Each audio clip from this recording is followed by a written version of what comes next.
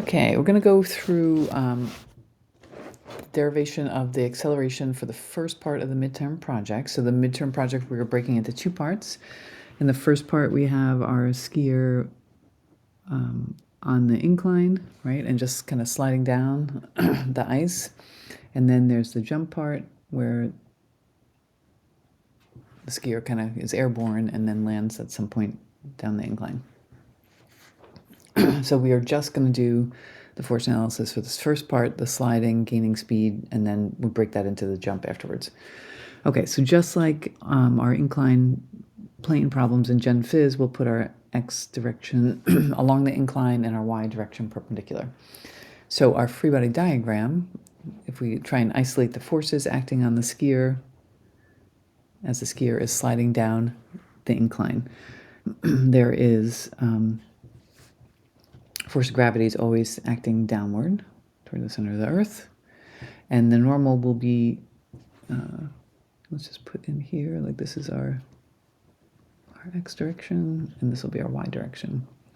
So the normal is perpendicular to the incline. And then there's a contact interaction between the skis and the ice, so that creates some friction, we'll put in there. And there's also contact interaction between the skier and the air, so that creates the drag force. So both of those will be opposing the motion down the incline. Okay, so this is our x direction, this is our y direction. All of our forces, the normal friction and drag are in, all in the x and y direction solely, but gravity has a component in both. So let's just break gravity into its components before we continue. So I kind of like to do my geometry this way. So this is my incline. That should be perpendicular. If we kind of think of drawing gravity straight down as to the bottom of the incline. And then we have a component of gravity down the incline and one perpendicular. So this is our x component and our y component. Okay. So in the big triangle here of the incline, this angle is the complement of theta, right? It's 90 minus theta. And then in our gravity triangle, if this is 90 minus theta, that's 90, then in here must be theta. So FGX is the opposite side, so that's FG sine theta, and FGY is the adjacent side, FG cos theta. Okay, so now we can apply Newton's second law. Just make sure we're... Okay, so we want to sum the forces to figure out what the acceleration is. And these are force and acceleration of vectors, right? So from our free body diagram, we have 4 different forces. We have, let's say, the normal force, so we'll make a column vector for each of these. We have the force of gravity, make that a little bit bigger. We have the drag force and the force of friction. And that will give us our acceleration in the x direction and acceleration in the y direction. Okay, so we said we're going to put normal in here. We'll put gravity. We'll do friction first, and then the drag. Okay, and then we want to know what the x and y components are of each. So the normal is positive in the y direction and 0 in the x. Gravity, we just said, has a positive, so Fg sine theta in the x direction. And the y component is negative, so negative Fg cos theta.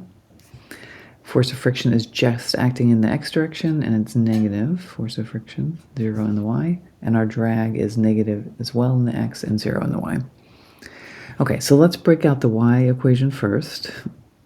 So that gives us the normal minus Fg cos theta equals may.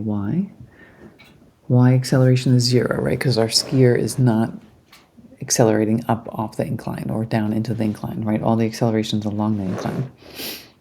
Okay, so that tells us that the normal is equal to Fg cos theta, which is mg cos theta.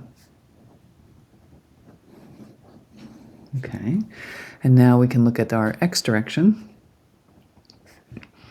In our x direction, we have Fg sine theta minus our force of friction minus the force of drag equals max. And this is what we want to solve for, right? What our x acceleration, because then we can use the Euler method to determine the motion down the incline.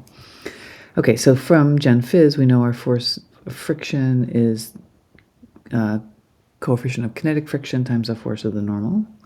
And we just figured out up here what that is. So the force of friction is mu k mg cos theta. So we'll make that substitution.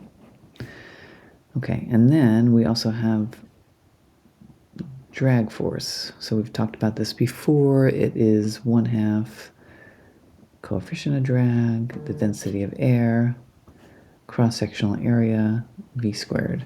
And just like we've done before, so well first we're going to just compress all of that information. We're just going to define that as b drag, v squared.